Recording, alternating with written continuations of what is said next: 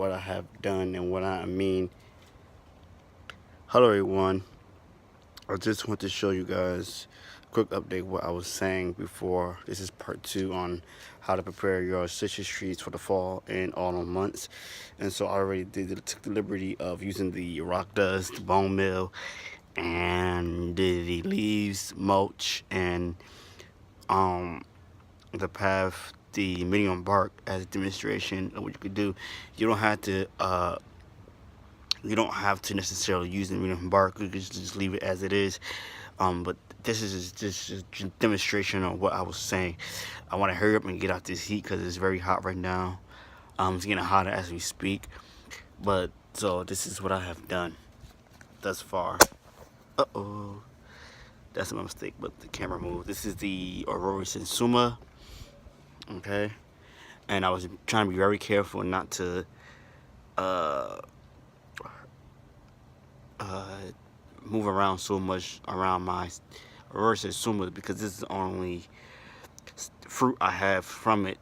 So this is about a 3-year-old tree. You want to wait at least 3 to like 5 years before you allow your trees to go ahead and fruit.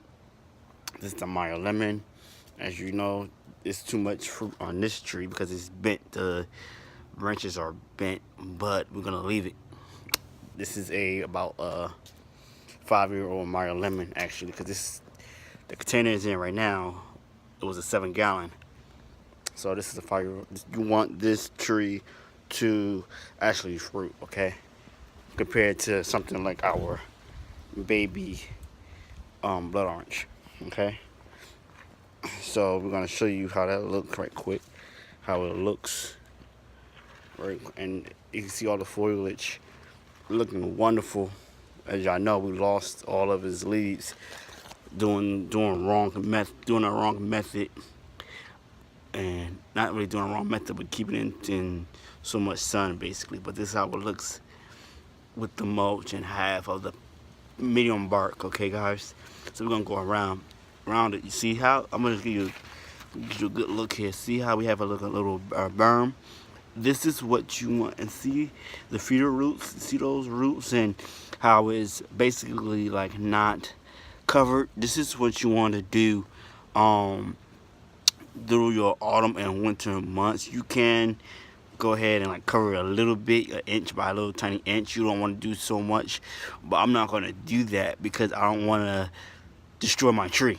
Okay, this is my baby right here, one of my babies, because my natural baby is in the house asleep right now.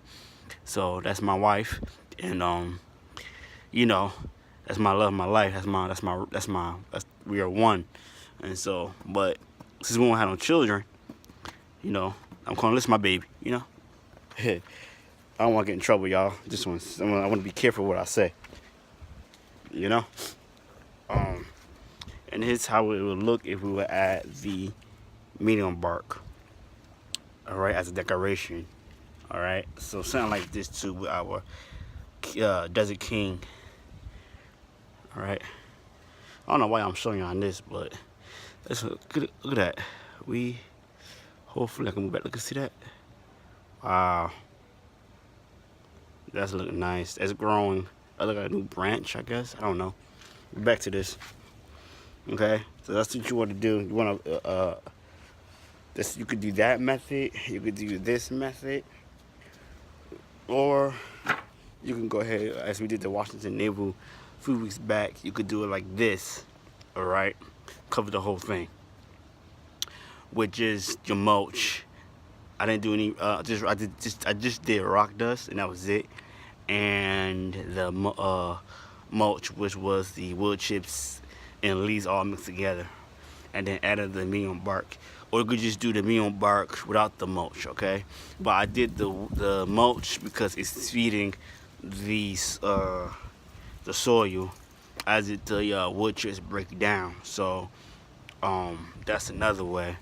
And what I like to do is I like to dig a hole in a certain spot and add food scraps to the soil, inside the soil, and cover it back up, or you can get like a little tube, a PVC pipe, or you can get you a little container with holes in it and do it that way so the earthworms could crawl under.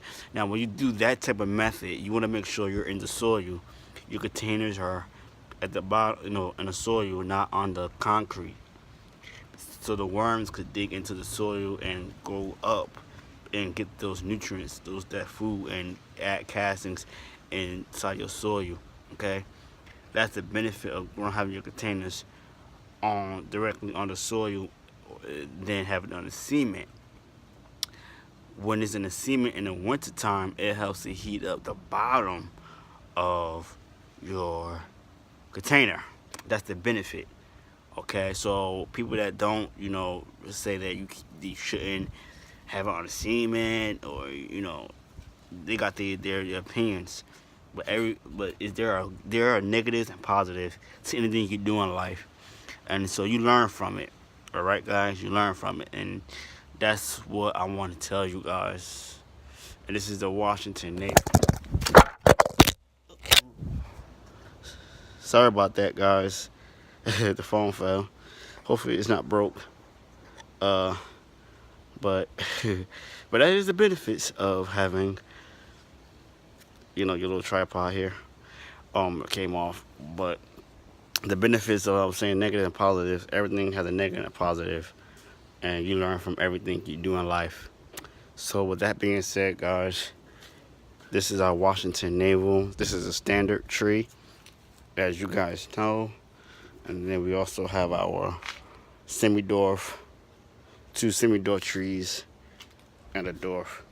My goal is to get all semi-dwarf trees and dwarf trees, because I'm short. I'm not above 6 feet, and I ain't trying to climb a ladder every single day, to get my fruit and to prune, etc., etc., etc. But as you know, prepare your soil, your trees for the autumn and winter months with your frost blankets, and